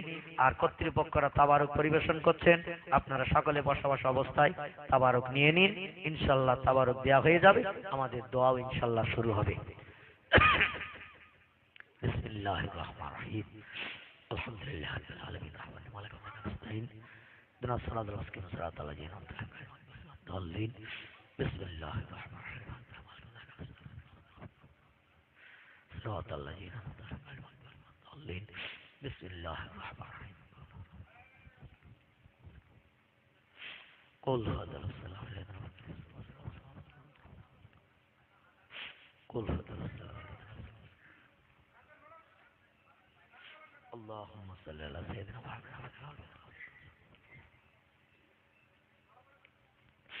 اللهم صل على سيدنا محمد، اللهم صل على سيدنا محمد। আসুন, যে যেখানে বসা আছেন সকলে আমার সঙ্গে দুখানা হাত এই রাতের গভীরে ভোরের সময়ের দিকে আমরা আল্লাহর কাছে সকলে উঠি। সকলে আমার সঙ্গে দুখানা হাত উঠাতে থাকুন। আল্লাহুম্মা আমিন। আল্লাহুম্মা আনতা রাব্বি লা ইলাহা ইল্লা আনতা তাওয়াক্কালতু ওয়া হুয়া রাব্বুল আরশিল আযীম ولا حول ولا قوة إلا بالله العلي العظيم ما شاء الله كان لم يشاء لم يكن أشهد أن الله قد أحاط بكل شيء علما حصى كل شيء عدد رب العالمين পবিত্র রবিউল সানির চাঁদ আগে যতন্য রাতের শেষ ভাগে ভিক্ষুকের নাই দুটি করে হাত আমরা সকলে আপনার মহান দরবারে পেতেছি। আপনার খুশনদী রেজামন্দি লাভের আশায় ওজমা কালাম নেমাতে কালাম কোরআনে পাক এমন করে 13 খতম 82 পারার মতো বিভিন্ন জবানিতে তেলাওয়াত হয়েছে। আল্লাহ, যেখানে যেমন পড়তে হয় আমরা জানি না, অজান্তে যত ত্রুটি বিচ্ছিন্ন হয়ে গেছে আপনার সাত্তার লুইব নামের ওসিলা করে অপরাধকে ক্ষমার চোখে দেখুন। আল্লাহ, কোরআন তেলাওয়াতকে আপনার দরবারে আপনি মঞ্জুর করে নিন। নবীজির মহব্বত প্রেম ভালোবাসা রক্ষার্থে সন্ধ্যার প্রাক্কাল থেকে পর্যন্ত এই মজলিসে বসে দাঁড়িয়ে দোয়া দরুদ কিয়াম সালাম আমরা সকলে পাঠ করেছি। আপনার নামের পবিত্রতার প্রকাশ করে জিকির আজগার আমরা করেছি। আল্লাহ, আমাদের সবকিছু তওবা আপনি কবুল করুন। যদি কিছু সাদকা দান করেন সর্বাগ্রে সোনার মদিনায় নবীজির আরওয়া পাকে পৌঁছে দিন। রাসূলের রওজা কালো করে ঘুমিয়ে আছেন তামাম মুসলিম জাহানের দুই খলিফা হযরত আবু বকর ওমর রাদিয়াল্লাহু আনহুমা উভয়ের কবরে সব টুকুন পৌঁছে দিন। নবীজির পায়ের দিকে নজর করলে আজ যেন ওই দেখতে পাই লক্ষ লক্ষ মানুষ জান্নাতুল বাকির কবরস্থানে ঘুমায়। যে কবরস্থান ধন্য করে ঘুমিয়ে আছেন তামাম দুনিয়ার নারীদের সরদারিনী হযরতে মা ফাতেমাতুজ জহরা, তামাম দুনিয়ার যুবকদের নেতা সাজবেন হাসরের মাঠে যিনি, ইমাম হাসান রাদিয়াল্লাহু আনহু তিনি। আয় আল্লাহ, মাই বেটা দুইজনে পাশাপাশি ঘুমিয়ে রয়, ও ভাইয়ের কবর দুখানাকে গোলাপের বাগান বানিয়ে দিন। নবীজির বিবিগণ পাশাপাশি পাথরের টুকরা নিয়ে ঘুমিয়ে আছে। আপনার হাবিবের হাতে গড়া 10,000 সাহাবী জান্নাতি মানুষ জান্নাতুল বাকির কবরস্থান ধন্য করে শুয়ে আছেন। সকলের কবরে সওয়াব পৌঁছে দিন। মক্কা মুকাররমার কাবা শরীফের উত্তরে পাহাড়ের ধারে মাথার কাছে পাথরের টুকরাগুলো নিয়ে কোটি কোটি মানুষ ঘুমিয়ে আছে।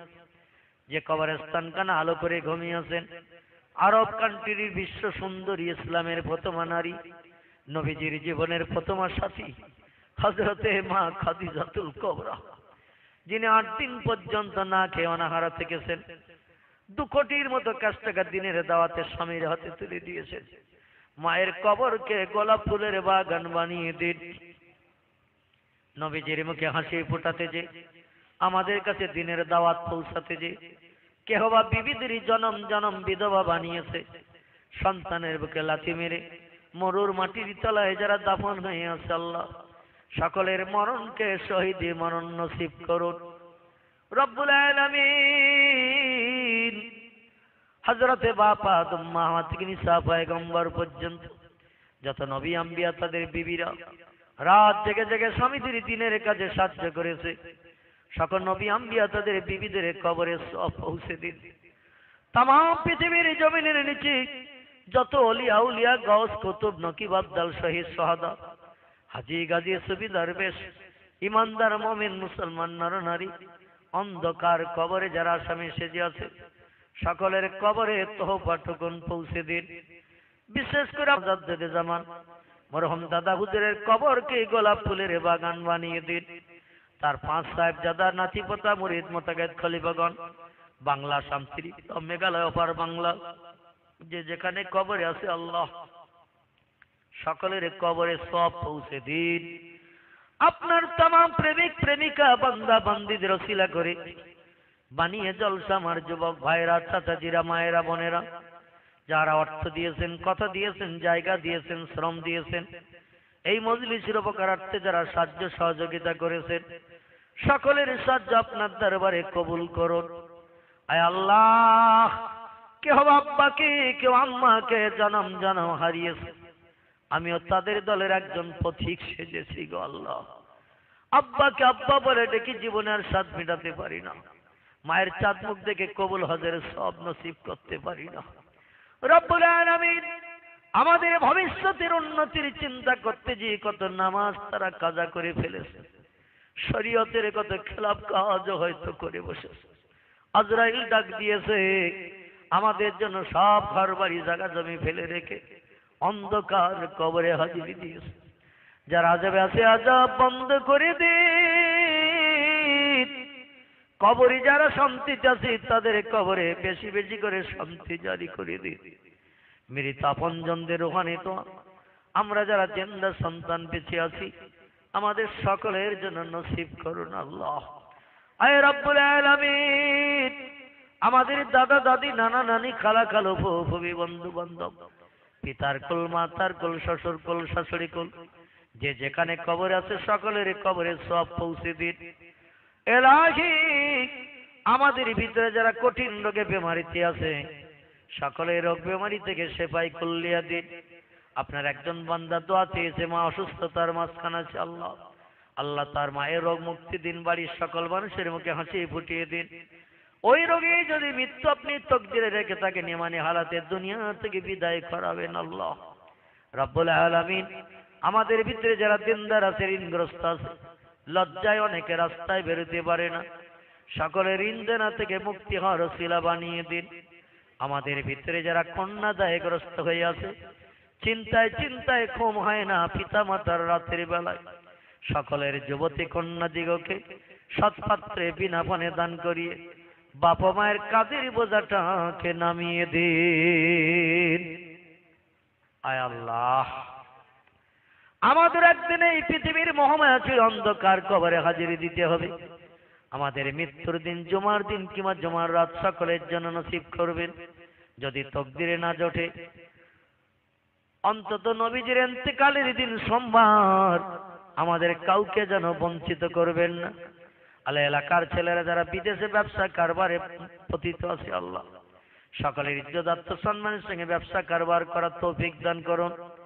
সকলের বাড়ির হাড়িতে দানায় দানায় আপনি উন্নতি দান করুন। বিবি বাচ্চাদের মা আপনজনদের ধৈর্য ধরে বসবাস করার তৌফিক দান করুন। বিদেশি প্রবাসী বাঙালি ভাইরা আছে যেখানে আছে আল্লাহ জীবননাশক শত্রুর কবল থেকে সকলকে মাহফুজ রাখুন। রব্বুল আলামিন আমাদের মনের কোণের সদ উদ্দেশ্য আকাঙ্ক্ষাকে আপনি পরিপূর্ণ করে দিন আল্লাহ। অনেক ছেলে মেয়েরা মাধ্যমিক পরীক্ষা দিচ্ছে, আলেম ফাজেল কামেল পরীক্ষা দিচ্ছে আল্লাহ। আয় আল্লাহ ভালোভাবে পরীক্ষা দিয়ে আপনি নসিব করুন। প্রথম বিভাগে হায়ার নাম্বার নিয়ে পাশ করিয়ে বাপ মায়ের মুখে আপনি হাসি ফুটিয়ে দেবেন আল্লাহ। রব্বুল আলামিন যে সমস্ত ছেলে মেয়েরা উচ্চ শিক্ষিত হয়ে আছে সত্তার উত্তম চাকরি নসিব করিয়ে দিয়ে আল্লাহ তাদের সংসারের অভাবকে দূর করে দিন।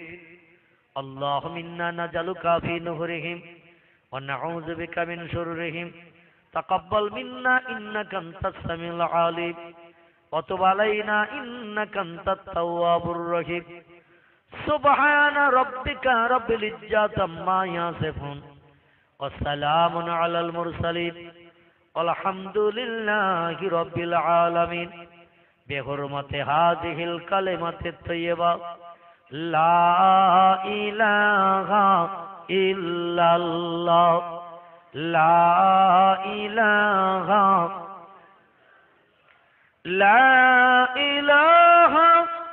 ইল্লাল্লাহ মুহাম্মাদুর রাসূলুল্লাহ। আসসালামু আলাইকুম ওয়া রাহমাতুল্লাহি ওয়া বারাকাতুহু। যাদের